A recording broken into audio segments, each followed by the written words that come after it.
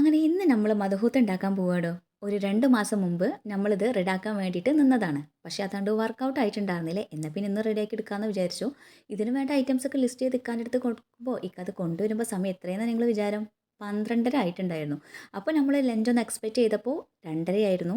പക്ഷേ അതൊക്കെ മേലെ ആയിട്ടുണ്ടായിരുന്നു. കാരണം റൈസൊക്കെ സോക്ക് ചെയ്ത് വെക്കണം. അപ്പോൾ നമ്മൾ വിചാരിച്ചു ലഞ്ച് നടക്കില്ല. അപ്പോൾ ഒന്ന് കുറച്ച് വെയിറ്റ് ചെയ്തിട്ട് റെഡിയാക്കി എടുക്കാമെന്ന് വിചാരിച്ചു. കുട്ടികൾക്ക് ദോശയൊക്കെ ചുട്ട് കൊടുത്തു. അങ്ങനെ പിന്നെ ഒരു 3:30ക്ക് ശേഷമാണ് നമ്മളിതെല്ലാം ഒന്ന് റെഡിയാക്കി എടുക്കുന്നത്. നമ്മളങ്ങോട്ട് കണ്ടിന്യൂ ആയിട്ട് നിൽക്കുകയാണെങ്കിൽ പെട്ടെന്ന് റെഡിയാക്കി എടുക്കാൻ പറ്റുന്ന ഒരു അടിപൊളി ഐറ്റം തന്നെയാണ് കേട്ടോ. ബൈ ദ വേ മയോണൈസ് ഇല്ലാതെ ഇവിടെ നടക്കൂല കേട്ടോ. അപ്പോൾ എന്ത് ചെയ്തു, മുട്ട പുഴുങ്ങിയിട്ട് ഒരു മയോണൈസ് റെഡിയാക്കി എടുക്കാമെന്ന്. ഈ ഭയങ്കര കയ്പ്പ്. അപ്പോൾ എന്താണെന്ന് നമ്മൾ വിചാരിച്ചിട്ടുണ്ടായിരുന്നില്ല, ഫ്ലോപ്പായി എന്ന് വിചാരിച്ചു. പക്ഷേ എഡിറ്റ് ചെയ്യുമ്പോഴാണ് കണ്ടത് അതിൽ ലെമൻ്റെ ഒരു കുരു പറ്റിയിട്ടുണ്ടായിരുന്നു.